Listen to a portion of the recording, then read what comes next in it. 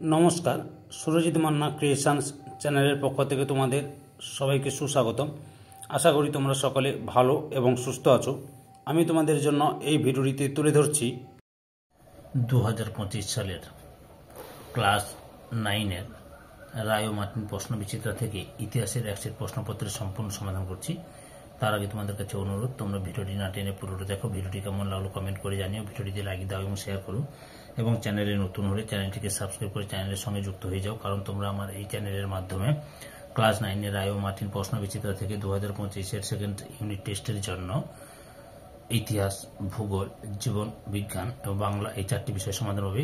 আমি এখন ইতিহাসের একশের প্রশ্নপত্রের সম্পূর্ণ সমাধান করছি। তোমরা পুরো ভিডিওটি লক্ষ্য করো। 413 নম্বর পেজের 11 নম্বর school Raiganj coronation high school HS স্কুলের প্রশ্নপত্র সেটি আলোচনা করছি।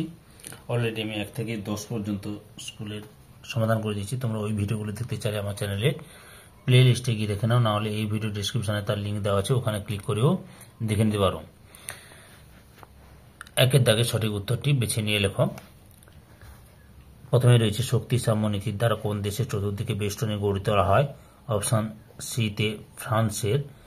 2 নম্বরে কার্লসবার্গ ডিগ্রি ঘোষিত হয়। অপশন বিতে 1819 খ্রিস্টাব্দে। 3 নম্বরে ইউরোপের রুগ্ন মানুষ বলা হয়। অপশন এতে তুরস্ককে। 4 নম্বরে শিল্প বিপ্লব শব্দটি প্রথম ব্যবহার করেন। অপশন এতে অগাস্তে ব্র্যাঙ্কি। 5 নম্বরে ফ্লাইং শাটল আবিষ্কার করেন। অপশন সিতে জন কে। 6 নম্বরে সাম্রাজ্যবাদ পুঁজিবাদের সর্বোচ্চ স্তর গ্রন্থটি লিখেছেন। অপশন এতে লেনিন। 7 নম্বরে আফ্রিকা মহাদেশের সর্ববৃহৎ ঔপনিবেশিক সাম্রাজ্য ছিল। অপশন এতে ফ্রান্সের। 8 নম্বরে রাশিয়ার কোন বংশের রাজারা জার উপাধি গ্রহণ করতেন? অপশন এতে রোমানভ। 9 নম্বরে কোন রুশ জার আধুনিক রাশিয়ার জনক নামে পরিচিত? অপশন সিতে পিটার দ্য গ্রেট। তারপরে 10 নম্বরে বলশেভিক বিপ্লব নামে পরিচিত ছিল। অপশন ডিতে 1917 খ্রিস্টাব্দের বিপ্লব। এরপরে 2-এর দাগে লক্ষ্য করে কি রয়েছে? নিম্নলিখিত প্রশ্নগুলির নির্দেশ অনুসারে উত্তর দাও। প্রতিটি উপবিভাগের থেকে অত্যন্ত একটি করে মোট 8টি প্রশ্নের উত্তর দাও। এতে পূর্ণবাক্যে উত্তর দাও। প্রথমে রয়েছে ভিয়েনা সম্মেলনের বিগ 4 বা 4 প্রধান কারা ছিল? অস্ট্রিয়া, রাশিয়া, প্রাশিয়া ও ইংল্যান্ড। 2 নম্বর প্রশ্ন, দশম চার্লসের আমলে প্রবর্তিত 2টি দমনমূলক আইনের নাম লেখো। 1 নম্বরে রয়েছে অর্ডিন্যান্স অফ সেন্ট্রাল কোয়ার্টার। 2 নম্বরে জুলাই মাসের অর্ডিন্যান্স। বিদ্যায় ঠিক বা ভুল নির্ণয় করো। প্রথমে রয়েছে কার্ল মার্কস কমিউনিজম বা সাম্যবাদ শব্দটির পরিবর্তে সোশ্যালিজম বা সাম্যতন্ত্রবাদ শব্দটি ব্যবহার করেন। ভুল। 2 নম্বরে আমেরিকা জাতিসংঘের সদস্যপদ গ্রহণ করেননি। ভুল। সদস্যপদ গ্রহণ করেছে। তারপরে রয়েছে সির দাগের সঠিক ব্যাখ্যাটি নির্বাচন করো। বিবৃতি 1, যার দ্বিতীয় আলেকজান্ডার বিভিন্ন দমনমূলক নীতি প্রত্যাহার করেন। এখানে ব্যাখ্যা 2-এরটাই ঠিক, তিনি বিদ্রোহের চাপে দমননীতি প্রত্যাহারে বাধ্য হন। 2 নম্বর বিবৃতি, ক্রিমিয়ার যুদ্ধে রাশিয়া পরাজয় ঘটে। ব্যাখ্যা 1-এটাই ঠিক, রুশবাসীরা যুদ্ধের বিরোধিতা করেছিল। এরপরে লক্ষ্য করো, ডির দিয়ে স্তম্ভ মেলাও। ডির দাগে কি বলেছে এখানে? জার তন্ত্র মিখাইল রোমানভ, আধুনিক রাশিয়ার জনক পিটার দ্য গ্রেট। তারপরে ডিসেম্ব্রিস্ট বিদ্রোহ। ডিতে প্রথম নিকোলাস। 4 নম্বর ভূমিদাস প্রথা বিলোপ। সিতে দ্বিতীয় আলেকজান্ডার।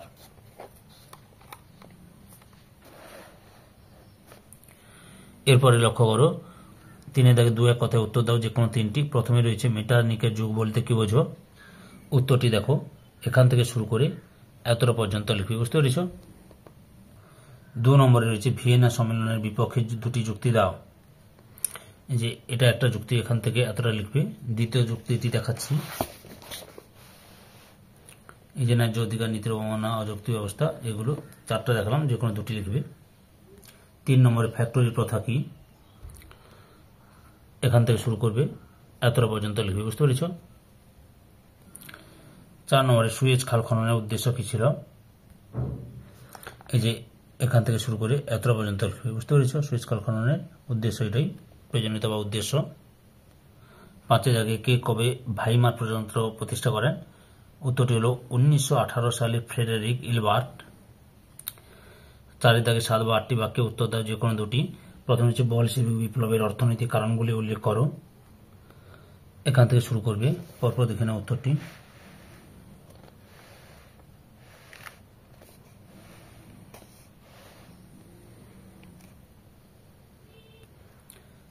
এতটা পর্যন্ত লিখবে। 2 নম্বর প্রশ্ন, মেটারনিক পদ্ধতি বা ব্যবস্থা বলতে কি বোঝো? এখান থেকে শুরু করবে, এতটা পর্যন্ত লিখো। পরের অংশটি দেখাচ্ছি, পরের অংশটি লক্ষ্য করো।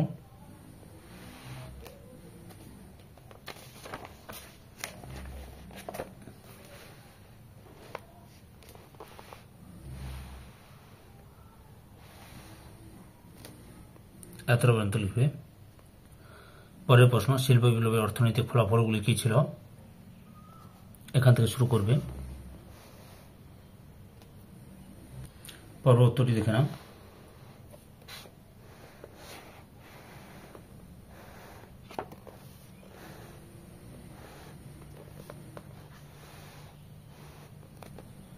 করতে থাকে, এতটা পর্যন্ত লিখবে।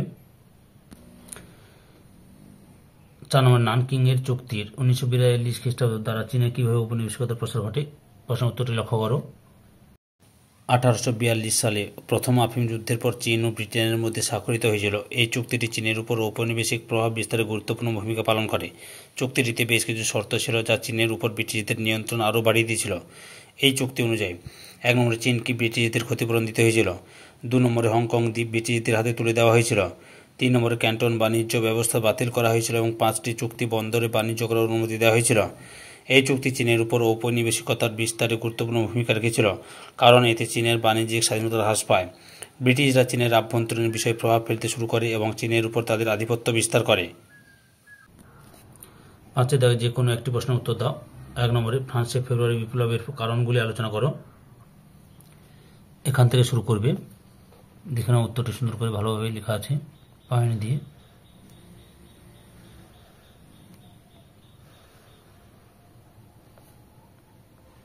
সরকার গঠন করে, এতটা পর্যন্ত লিখবে।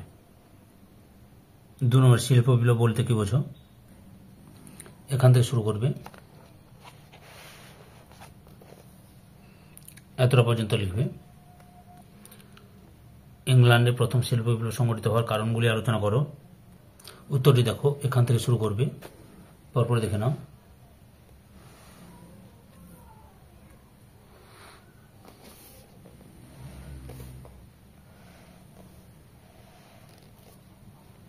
এতটা পর্যন্ত লিখবে। এই ভিডিওর লাস্ট প্রশ্ন, 3 নম্বরে, ভার্সাই সন্ধির বিভিন্ন শর্তগুলি আলোচনা করো।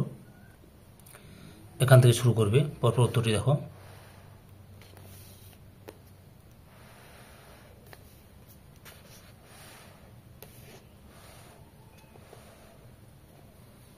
এতটা পর্যন্ত লিখবে। সম্পূর্ণ ভিডিওর দিকে আমার চ্যানেলের পাশে থাকার জন্য তোমাদের সবাইকে অসংখ্য অসংখ্য ধন্যবাদ।